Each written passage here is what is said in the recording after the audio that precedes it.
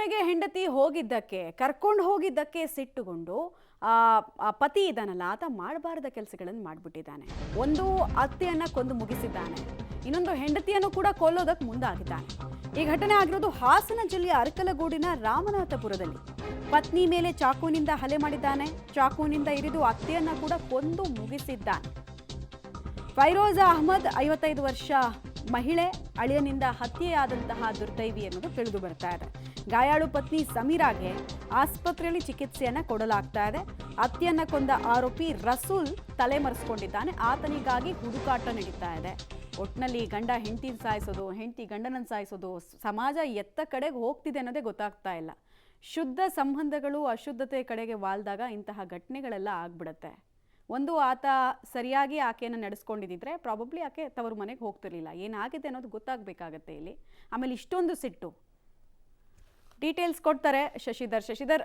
ದ್ವೇಷಕ್ಕೆ ಈಗ ಒಂದು ಅತ್ತೆಯನ್ನೇ ಮುಗಿಸಿರೋದು, ಇನ್ನೊಂದು ಸೊಸೆ ಅಂದರೆ ಆಕೆ ಹೆಂಡತಿಯನ್ನ ಕೊಲ್ಲೋದಕ್ಕೆ ಟ್ರೈ ಮಾಡಿರೋದು. ಆಕೆ ಸ್ಥಿತಿ ಹೇಗಿದೆ, ಮತ್ತೆ ರಸೂಲ್ ಬಗ್ಗೆ ಏನು ಕ್ಲೂಗಳು ಸಿಕ್ಕಿದೆ, ಯಾವಾಗಾಗಿದೆ ಇನ್ಸಿಡೆಂಟ್ ಇದು?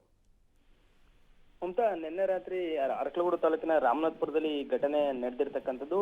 ಏನು ಫೈರೋಜಾ ಅಹಮದ್ ಏನವರು ಅಳಿಯನಿಂದಲೇ ಕೊಲೆ ಆಗಿರ್ತಕ್ಕಂತಹ ಮಹಿಳೆ ಆಗಿದ್ದಾರೆ. ಇವರು ತಮ್ಮ ಮಗಳನ್ನ ಬೆಟ್ಟದಪುರದ ರಸೂಲ್ ಅವರಿಗೆ 9 ವರ್ಷದ ಹಿಂದೆ ಮದುವೆ ಮಾಡಿರ್ತಾರೆ. ಆದ್ರೆ ಆತ ಕೆಲವು ಚಟಗಳಿಗೆ ಬಿದ್ದಿರ್ತಾನೆ, ಹಾಗಾಗಿ ಪತ್ನಿಯನ್ನ ಸರಿಯಾಗಿ ನೋಡ್ಕೊಳ್ತಿರ್ಲಿಲ್ಲ. ಹಾಗಾಗಿ ಆಕೆ ಪತ್ನಿ ಏನಿದ್ದಾರೆ ಸಮೀರ್ ಅವರು ತಾಯಿ ಬಳಿ ತಮ್ಮ ಅಳಲನ್ನ ತೋಡ್ಕೊಂಡಿರ್ತಾರೆ. ಹಾಗಾಗಿ ಅವರು ನಿನ್ನೆ ಗಂಡನ ಮನೆಯಿಂದ ಸಮೀರಣ್ಣನ ಕರ್ಕೊಂಡು ಬಂದಿರ್ತಾರೆ. ಅವರನ್ನ ಹಿಂಬಾಲಿಸಿಕೊಂಡು ಬಂದಂತಹ ರಸೂಲ್ ಏನಿದ್ದಾನೆ ಮನೆಗೆ ಬಂದ ತಕ್ಷಣ ಏಕಾಏಕಿ ಚಾಕುವಿನಿಂದ ಪತ್ನಿ ಮೇಲೆ ಮೊದಲು ಅಟ್ಯಾಕ್ ಮಾಡ್ತಾನೆ. ಈ ಸಂದರ್ಭದಲ್ಲಿ ಆಕೆ ಕಿರ್ಚಾಡಿದ್ರಿಂದ ತಾಯಿ ರಕ್ಷಣೆಗೆ ಬರ್ತಾರೆ. ಆದ್ರೆ ತಾಯಿಗೆ ಮೊದಲು ಚಾಕುವಿನಿಂದ ಇರ್ತಾನೆ. ಚಾಕುವಿನಿಂದ ಇರಿದಂಗ ರಕ್ತದ ಮುಡಿನಲ್ಲಿ ಅವರು ಅಲ್ಲೇ ಬಿದ್ದು ಫೈರೋಜಾ ಅಹಮದ್ ಅಲ್ಲೇ ಮೃತಪಡ್ತಾರೆ. ಆ ನಂತರ ಸಮೀರಗೂ ಚಾಕು ಹಾಕಿ ಆತ ಎಸ್ಕೇಪ್ ಆಗಿದ್ದಾನೆ. ಈಗ ಸಮೀರಗೆ ಆಸ್ಪತ್ರೆಯಲ್ಲಿ ಚಿಕಿತ್ಸೆಯನ್ನ ಪಡಿತಾ ಇದ್ದಾರೆ. ಈಗಾಗಲೇ ಆರೋಪಿಗಾಗಿ ಪೊಲೀಸರು ಶೋಧ ಕಾರ್ಯವನ್ನ ನಡೆಸ್ತಾ ಇದ್ದಾರೆ. SP ಮೊಹಮ್ಮದ್ ಸುಜಾತ್ ಅವರು ಸ್ಥಳಕ್ಕೆ ಭೇಟಿ ನೀಡಿ ಪರಿಶೀಲನೆ ನಡೆಸಿರ್ತಕ್ಕಂಥದ್ದು. Mamata, thank you. ತಮ್ಮ ಎಲ್ಲ ಮಾಹಿತಿಗೆ ಧನ್ಯವಾದ.